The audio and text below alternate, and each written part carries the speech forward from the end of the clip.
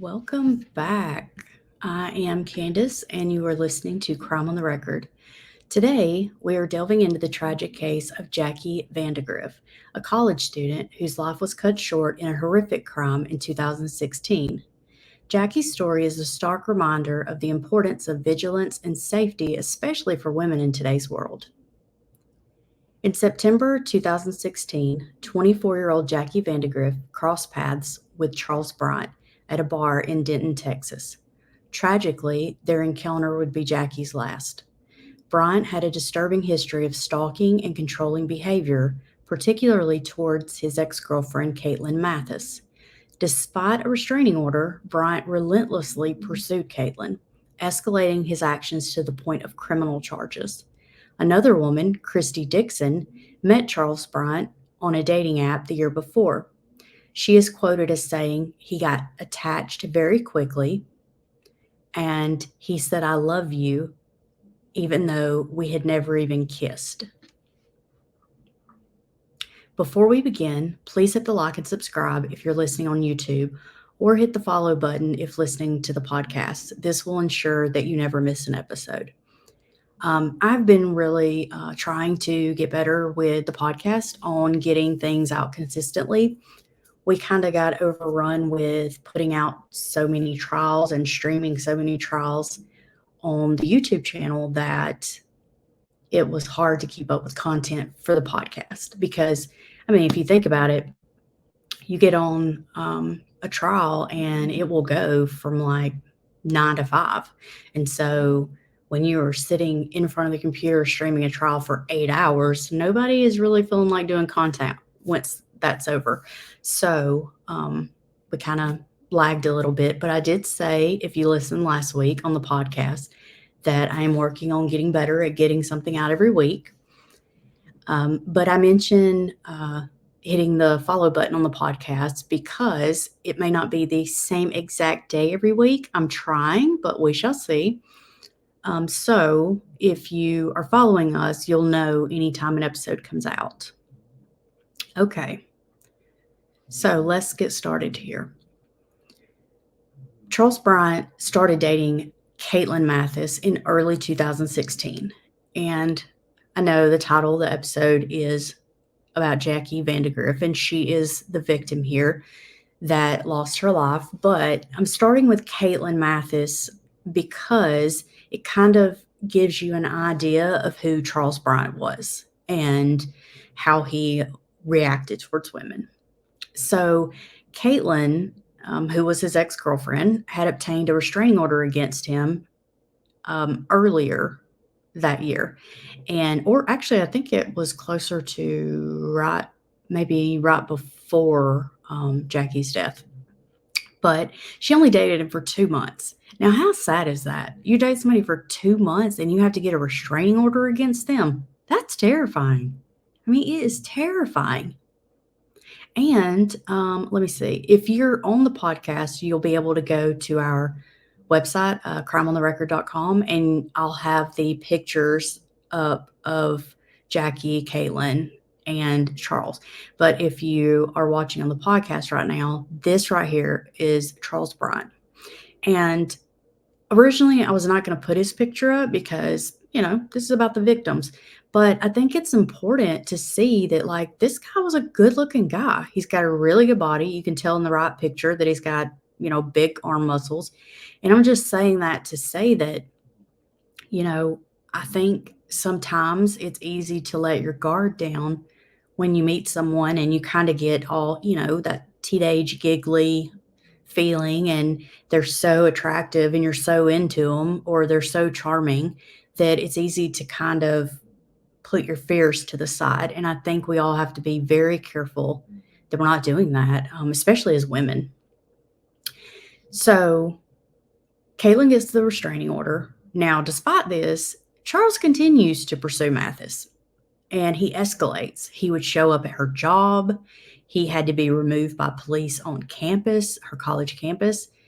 He changed his social media account to try to reach out again. I mean, she pretty much blocked him on everything. She blocks him. She tells him, I'm done with you. I don't want anything to do with you. Don't show up here. And then what does he do? He shows up at her work. He shows up at her dorm. He just keeps on. He changes his social media to try to reach out to her. So after all of this, again, she gets the restraining order, and then he has to be charged with stalking after continuing to try to contact her, even after getting the restraining order. That is terrifying. I mean, you put my ass in jail for something, I'm done. Like, I'm out. I mean, first of all, I've never been in jail. But if I did something dumb enough to land me in jail, I feel like I'd be like, you know what? I'm out. I'm done. I'm good. You arrested me. I had to spend a little while in jail. I have learned my lesson. I am done. But unfortunately, he didn't care. Um, Sadly, the day he got out of jail the last time for stalking Caitlin was September 16th or 2016. And unfortunately, that was the same day that he met Jackie and that Jackie was murdered. So Jackie met Charles at a bar. She was not out sloppy drunk with friends and acting a fool. I mean, she wasn't doing, not that it would matter. Not that it would matter. You should be able to go out, get sloppy drunk, and it not be an invitation for someone to rape or murder you. I mean, really. But even with that being said, I just want to ensure that people know she wasn't out partying. Because again, I'm trying to stress the importance of being safe. And safety entails doing anything you can do to not be a victim. So, you know, I think a lot of times it's easy to say, well, they were out and they were, sloppy drunk. And so they made bad choices and we blame the victim. And although we should not ever do that, I think it's important to show that even though she wasn't doing any of those things that people might consider, high risk, she still became a victim. And that just shows you how vigilant you have to be with your safety. So she was in there inquiring about job positions at the bar and started talking to the bartender and some of the other patrons, and he was included in those. So sometime later, it kind of winds down there and they decide to go to a second bar. And then video shows her leaving with Charles from that second bar. And it is suspected that they went back to his house. Just after meeting Bryant, Jackie was found brutally murdered near Grapevine Lake. Now, I know where Grapevine, Texas is because we lived in Texas, but I'm not sure where Grapevine Lake is exactly. I don't know if you guys do, but I don't have a picture of that. But at any rate, unfortunately, she was found there. Police initially thought that they had found a child's body in a small wading pool. Yes, you heard that right. Her body was found in a wading pool. She had been mutilated with her heart removed and signs of dismemberment and burning. The details were horrifying. I mean, her heart cut out, dismembered and burned. So, I mean, that's the thing. You have this petite woman, they find her in a child's wading pool. They're thinking this is a kid. They're like, oh my gosh, we just found a child. So they weren't even sure, or I don't think it even crossed their mind that they had found her at this point. I don't think she'd even been reported missing yet. Now, Charles quickly became the prime and only suspect. I mean, they knew pretty much right off the bat. I mean, one of the girls that were at the bar when she met him had taken his business card because he told her he was a fitness instructor and she was interested in possibly using him as a trainer. And so she gets his card. So, I mean, this fool does something so horrible that he knows he could go to jail forever for, and yet he meets her, is all over every surveillance camera at both bars. They're seen leaving together. Not only that, but he gives someone his card with his information. How stupid can you be? Thankfully, he's stupid, or we would never have been able, or not we, like I'm on the detective team, they would have never been able to catch him. But at any rate, wow, it always amazes me how dumb these criminals can be. All evidence pointed towards him being the culprit. And, as police continue to investigate, they said that, the evidence pointed towards Jackie being killed at his home.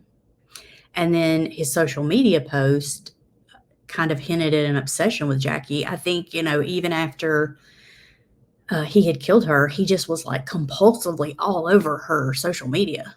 It was crazy. I don't even understand that really. Like, usually you see someone, they're obsessed and then their compulsion gets out of control and they will end up hurting the person that they have this obsession with. But it seems just kind of odd to me that he would meet her immediately into her life and then start stalking her social media.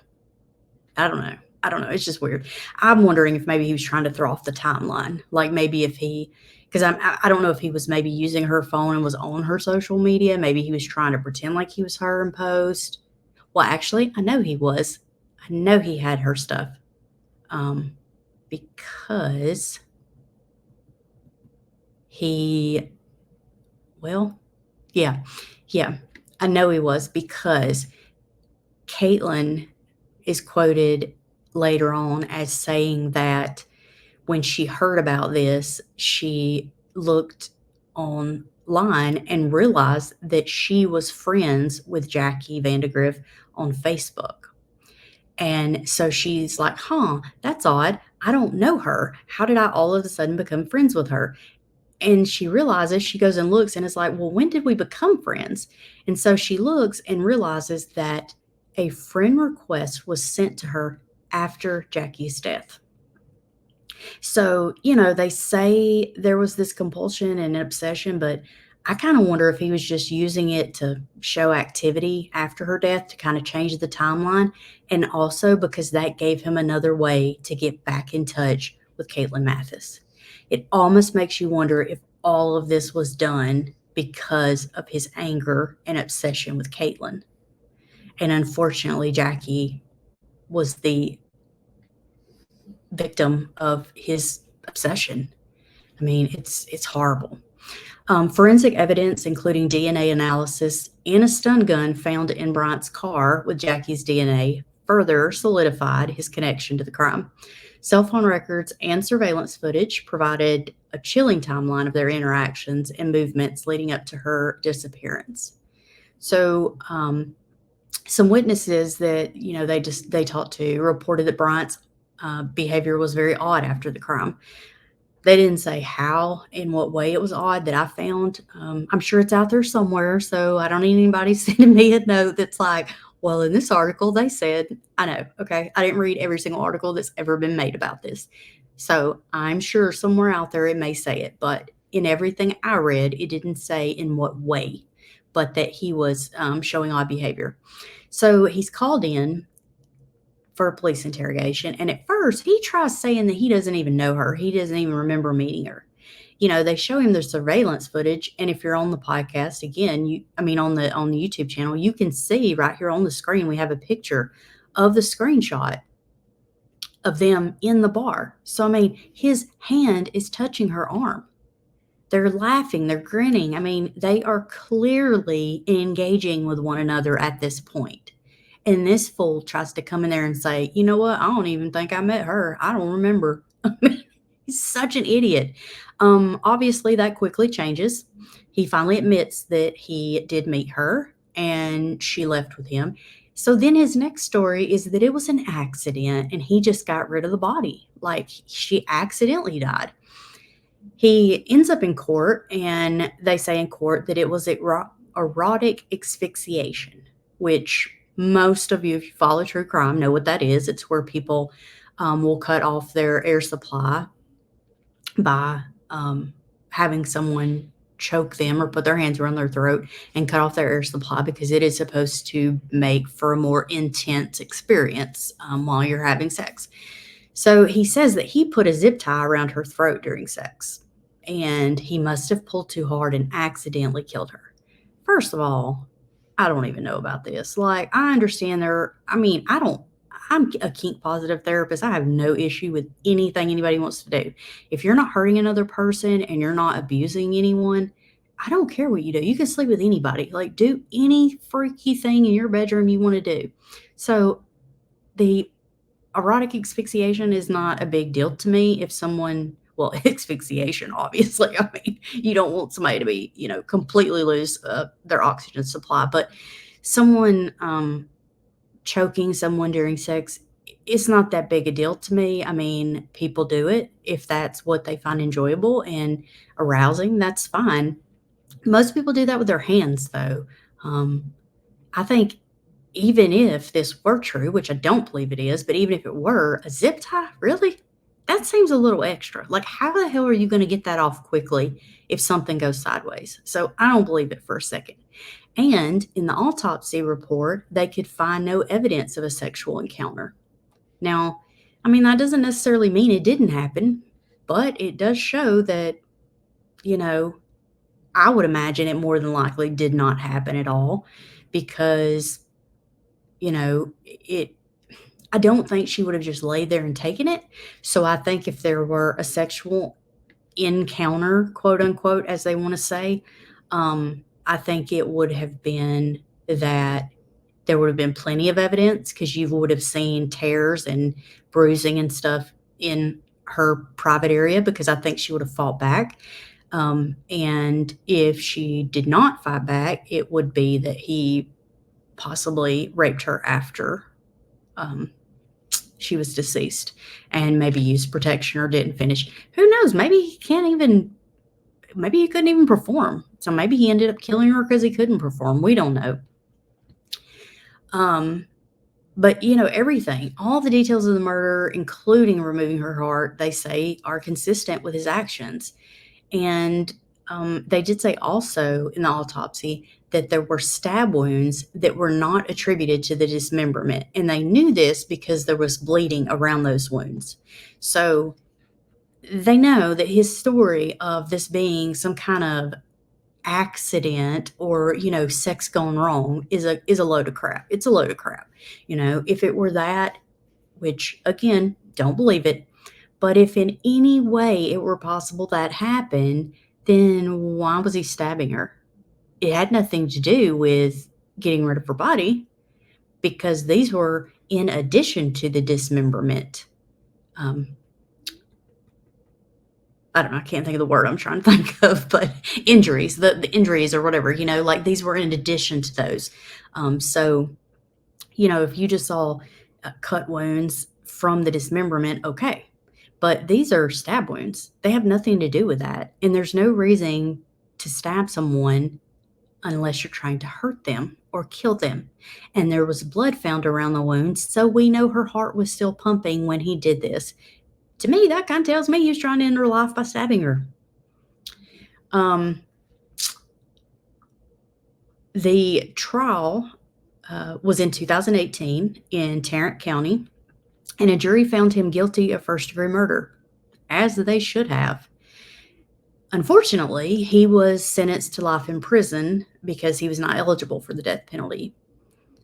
I believe the way they explained it was that they could not prove rape or kidnapping or anything else of that nature. I think we all know what he did. We all know he's a monster. But I guess as far as like the law, they did not actually prove any kind of kidnapping. They did not, they were unable to prove that she didn't leave with him willingly and stay there until the moment of her death willingly.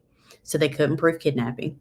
And since there was no evidence of sexual encounter, they couldn't prove rape. And I think that you have to have those elements, those like mitigating circumstances for it to be bumped up to the death penalty charge.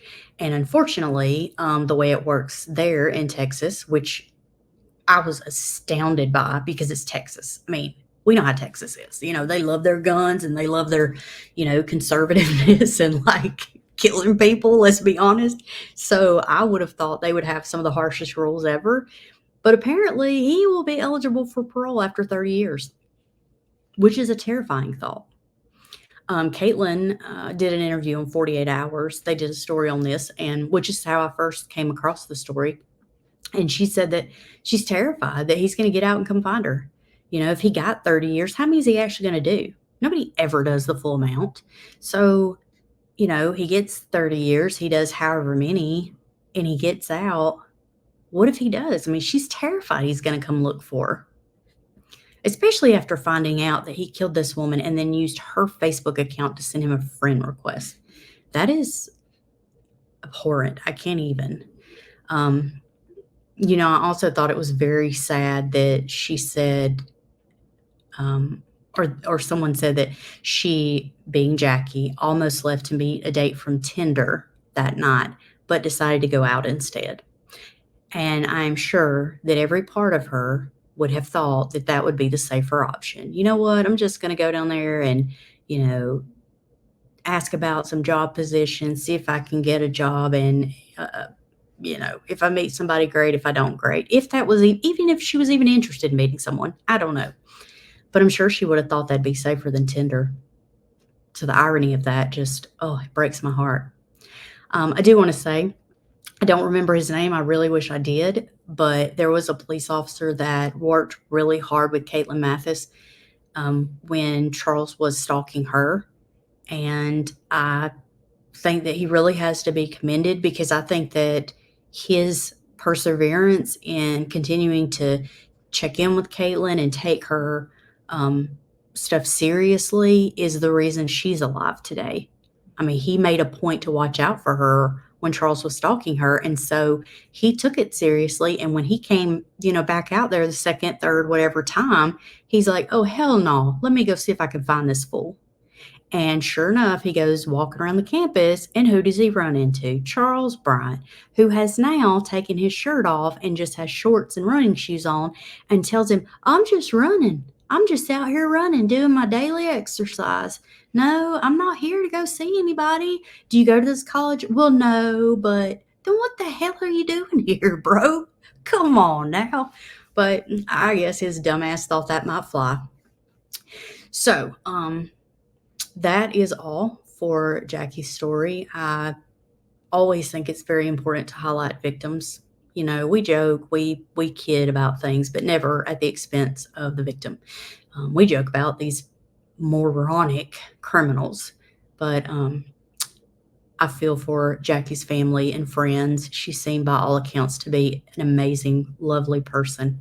And my heart goes out to Caitlin, because, she is still concerned about what might happen if and when he were to get out. Hopefully, nobody would ever give him parole, because he is clearly a menace and a threat. But that is all for today. I will be back next week sometime. Again, not sure the exact day, so make sure you follow or subscribe on YouTube. Thank you for joining us for another episode of Crime on the Record. If you want to see the pictures and everything else we have to offer, again, make sure and go to the website. It is crimeontherecord.com. So super easy to remember, the name.com, crimeontherecord.com. So you should be able to remember that. And don't forget to follow us on social media while you're there. Thank you, guys. Bye.